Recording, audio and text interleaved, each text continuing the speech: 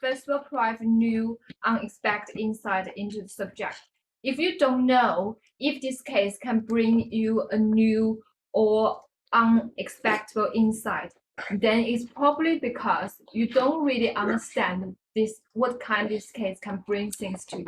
Like what I say to one of you, like before you do the case study, you have to select case, is it? So you might have a list of the potential case you can use, but I suggest you to make it to like Excel form. Like in Excel form, you have to say like in the first line what kind of case. On the second line, where you can find the source from this case in this case. And the third line, you can say so what kind of information you probably can get from this case. Then when you have all the information on your hands, then you can select which case you want to choose. So when you select a case, you should be able to aware what kind of challenge exists in this case, in this series. And is the case have the phenomenon you expect? If you can't find a phenomenon you expect, but you think it might have some.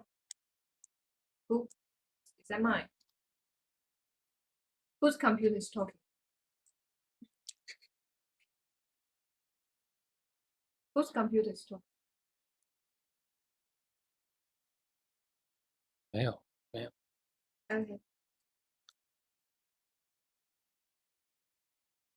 So the phenomena you expect, you have to realize is any phenomenon you expect from these case studies, and what is that phenomenon. Normally that phenomenon gonna link to your research questions too, and open up a new direction.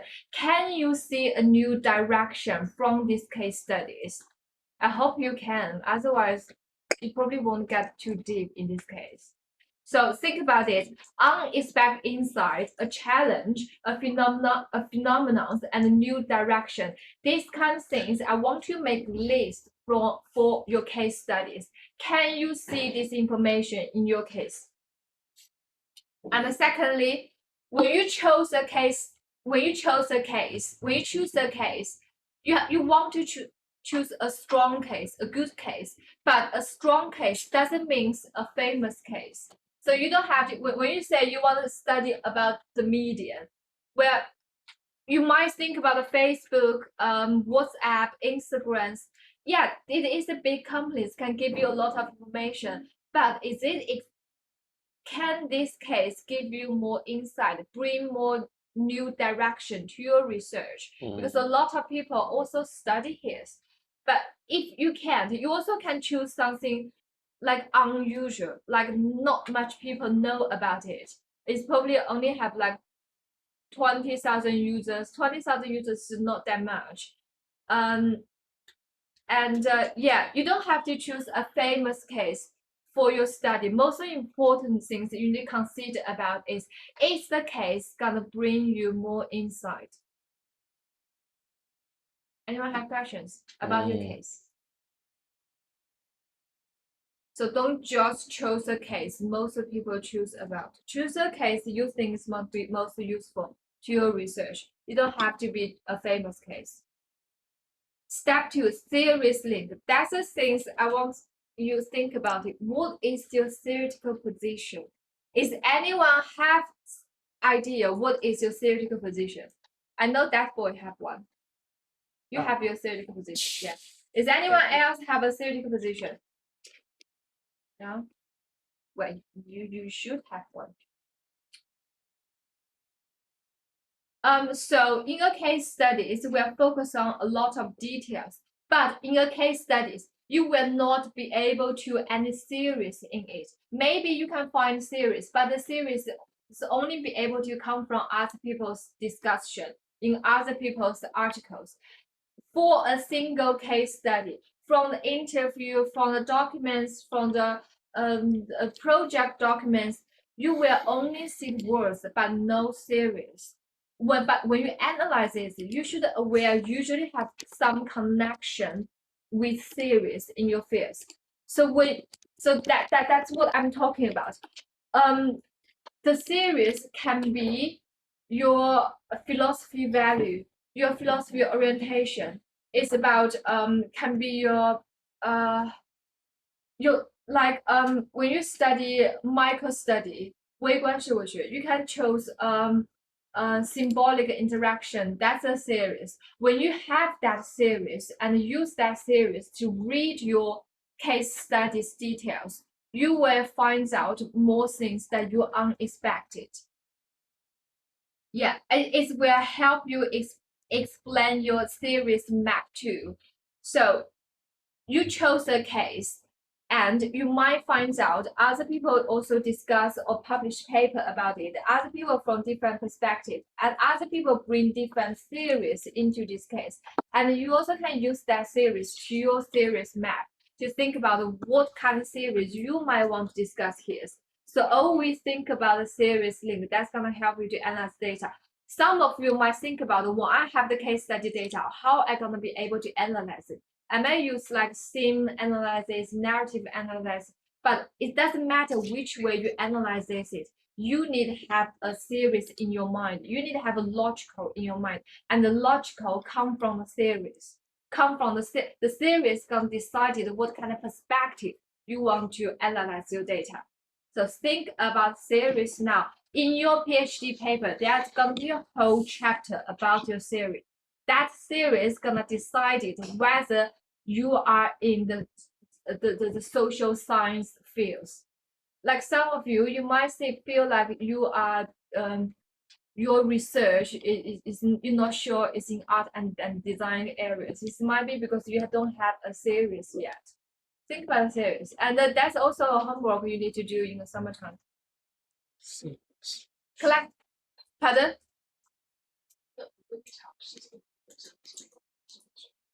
是这个是一个理论的本身，然后你是通过这个站在这个理论的基础上，然后去看待你研究中的数据。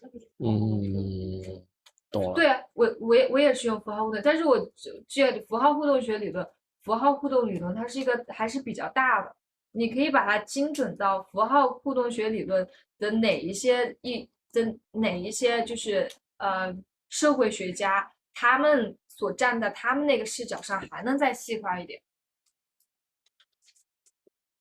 Step 3, collect data. I think we talked about that before. What kind of data? So, okay, I want to ask you how much you remember. A primary source. What is primary source? Interview. Yes. Observation. Yeah. Focus group. Yes. Questionnaires. Yeah, great. So you do listen. Sometimes I worry about it. You just flow away. Just don't know what I'm talking about. Secondary source. What is secondary source? Literature review. Literature review. News. Journal. Paper. Book. Yes. And the documents. The document from the company or the documents from specific yeah. Yes. Okay, that's collect data. Analyze data. Well, when I say analyze data, it's also all the things you learn from Kylie's class, different way to analyze data, is all can use for your case studies. But different type of analyze the way to analyze data, they have a purpose. Why you choose this way to analyze data? And before that, you need to review all your documents. Checklist. Think about this checklist. This checklist, I want to think about, first of all, the research problem. Identify your question. Sorry, it's question. I was too tired to type in library. So explain why your problem is important. How was the problem? When I say problem, I mean the questions. And what is the phenomenon under your questions? That's what thing. If you can't find the phenomenon under your questions, it might not be a research question for social science research. So think about it, what is the phenomenon? And then the second part is, how does this case study gonna help you with your research question? You're gonna have to write about it. This part you need to write about in your PhD paper: introduction, methodology, finding, discussion. It's all have to include in this type of information. How does this case study gonna help you research questions? Is the phenomenon you expect involved into this case study?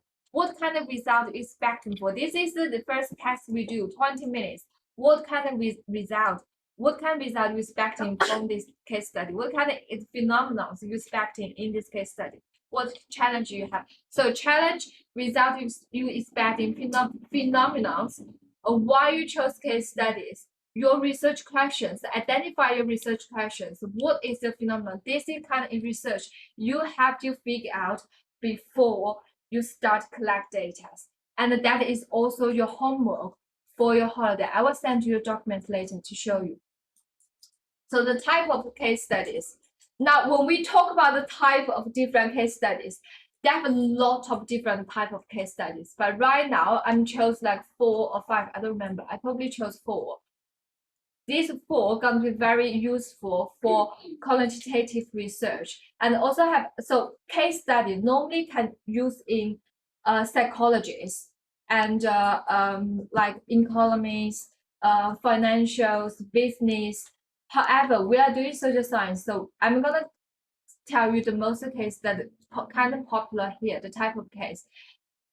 So first of all, explanatory case study. So this type of case study is that you are seeking for your answer. So think about it as a 解释现象学，其实和这个就很相似。其实它这也是在解释一样东西。You are seeking an answer.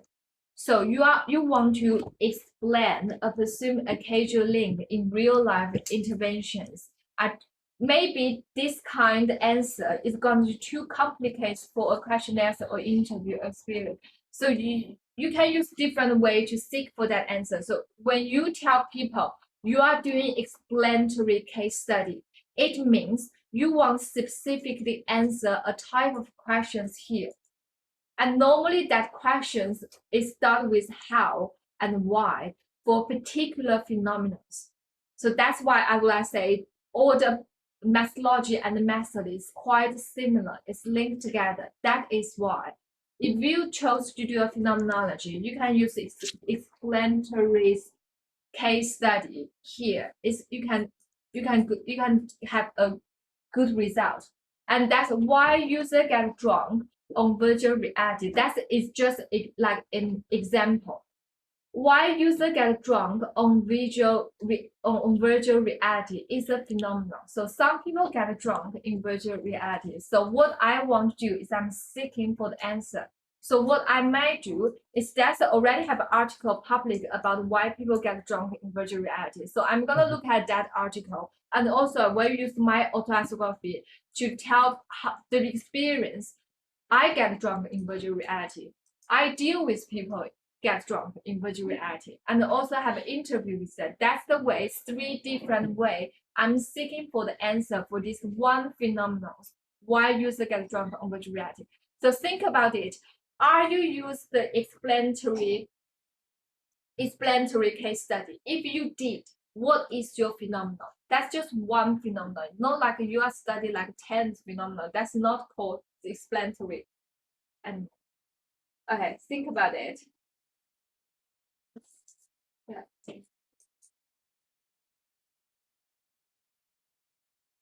So secondly, exploratory case studies. Exploratory case studies. First of all, exploratory case studies. It's gonna be think about as a pre-research. So before you get into the real research, you might need user case studies to tell people that what you are doing here, or give them a little bit of information. That's what is exploratory research. Normally, you use exploratory research in the very beginning of your research to collect data. So it will give you a deep understanding of this program or this phenomenon you're interested in.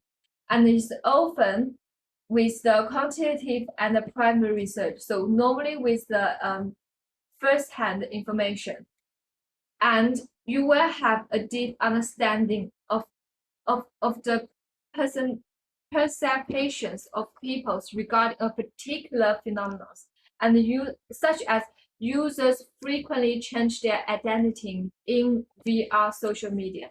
So let's say what I want to study is people's motivation. But before I get motivation, I find out user always change their identity in virtual reality, and that's a good start. While I doing this research, while I study why people change the identity, it's gonna help me lead to the real research what I'm doing. So think about it as an explanatory research. Is talk about a deep in a phenomenon, but the explanatory research is for a very beginning. You're gonna tell people to understanding what you're doing, give them a hint to give you a wide understanding to what you might doing, what kind of possibilities in your research. So think about what kind of type you belong to you. Descriptive. So for descriptive, a study look at the background, a person, a group of people to use a descriptive narrative about how they deal with real problems. That's a little bit like in a I don't know in a psychology way to say. So we are not gonna understand how people will deal with their problem. We're gonna understand how people deal with the phenomena that we are interested in. So such as this, how do virtual reality users deal with unpleasant social situation? So this kind why I use this type to describe it. So an unpleasant social situation is a phenomenon. And I'm gonna describe it by my observation, by how I understand people deal with that. So when you say description, you can be used like a group study. You are observe it. When you observe it, you're gonna describe what you know. It's like when you deal with phenomenology, you deal with descriptive phenomenology. It's also similar. So think about what you want to do. And multiple case study, I think that case studies most of you might use. So you're gonna understand one phenomenology from different type of background, and that's different type of backgrounds come from different type of case. So before you chose the multiple case studies, you need to understand what is that one thing you try to get from multiple cases, and find the different things from different cases. So what is your difference? So here is also example.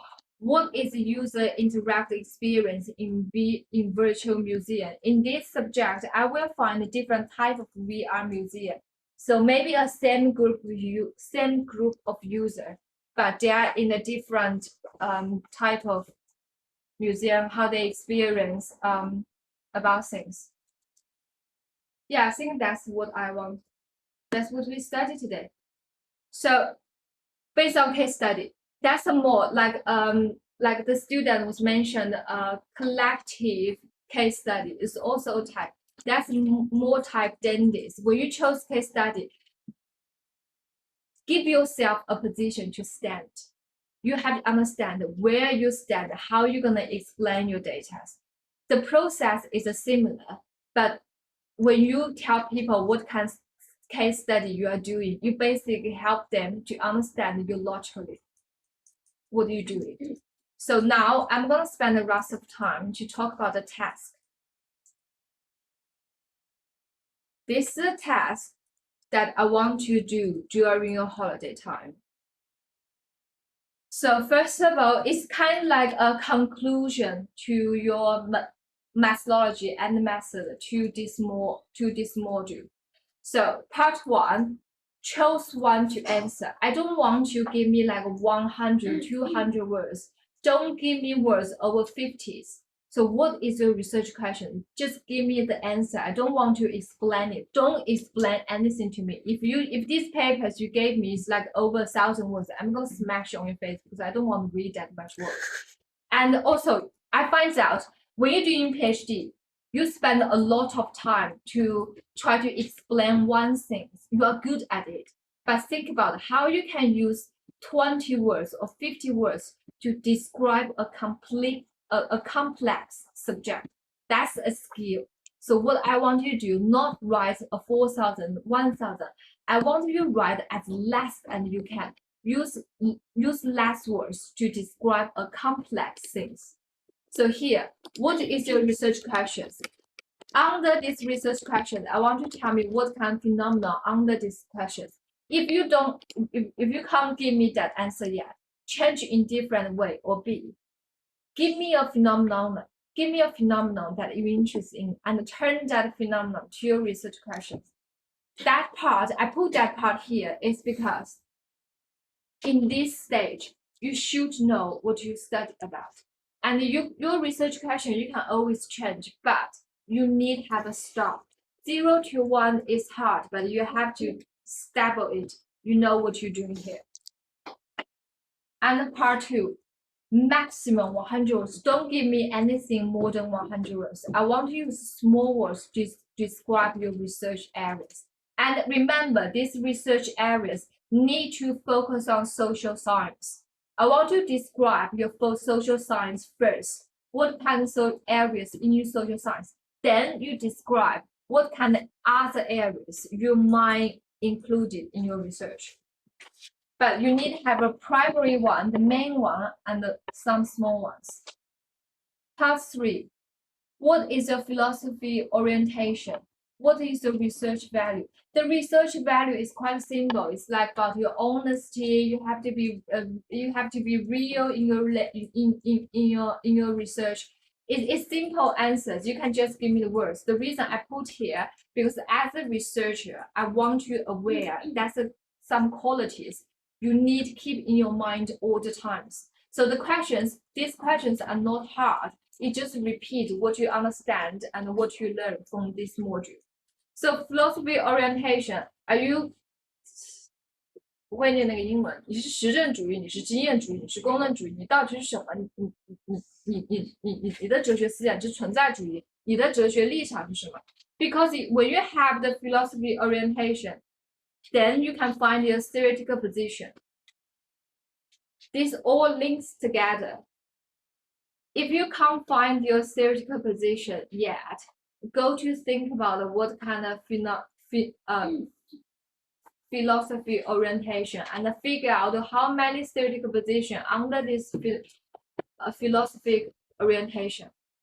Part 3 is about your whole perspective for your PhD work. Part 4, methodologies. What methodologies you plan to use in your project? Don't just write a lot. I just want words. Are you planning to use 1 or 2 or 3? Don't give me too much. And make it a list. So I don't want you to write like a paragraph to me. How does the methodology can help with your research? Make it to what? Just we use for my book. Okay. So when I do that, how does this methodology gonna help your research? Don't give me a paragraph. I want you to make a list. Why say make a list? You make a point 1, point 2, how that's gonna help your research. And then part 5 is similar as part 2. Like what method you plan to use the project. Don't give me a lot of words. Don't give me a lot of like the big paragraph. Only one words. And then what data or phenomenon you expecting from this data. So as I said, you have this way to connect your data. So what data you expecting for, and what data phenomenon you what? Not your message. You're like a big giant bear standing there. Why I'm just talking? bears don't look at WeChat. Carry on. And the part 5, what I want to do is what challenges you may have to collect data. I want to think about it now because in this stage, you're not going to collect data yet. And I was thinking when you're going to collect data, that's going to be a part 2. But I want you to think about the challenges you may have. And the last but not least, this is quite important. List the reference you have read that are relevant to your topic from 3 parts: history, culture, and theory. As I talk about, when you don't know what kind of methodologies you might pick, think about the 3 perspectives from your project. History, what's the history in your project? What kind of culture we talk about in these areas? What kind of theories other people talk about in this series? If you want to figure out the history, culture, and theories, you might have to read. When you read, have more information. That's gonna help you to choose your methodologies. When you have your methodologies, then you will naturally know what kind of method you're looking for, what kind of information. Then everything makes sense. So that's what I know. But I won't know how much information, how much series, how much article, how many books you're gonna read. But I want to give me the reference you have done. So keep it in Harvard style, please. I would be so pissed off if you any information I'm missing, such as especially with the years, edition, or page number. If you read a book, I don't expect you to finish that book, but I want to know which page number you are reading. Like from page 16 to 18, or from page 18 to 100. And you have to understand why you read these pages. Well, you don't have to show me, this is your work, but I suggest you to have make a notes about what you have been reading. So no pressure, and don't ask me how much work you need to list and did here the reference. I expect more than 100 during your holiday times. So Can they go for break when I talk to you? talk to me. Yes. Can everyone go for a 50-minute break and relax? Yeah? Yeah, during this 15 You told me. during this 15 minutes, think You about that. Have a 50-minute break. Yeah. Walk on that Don't dog. beat her. Don't beat her.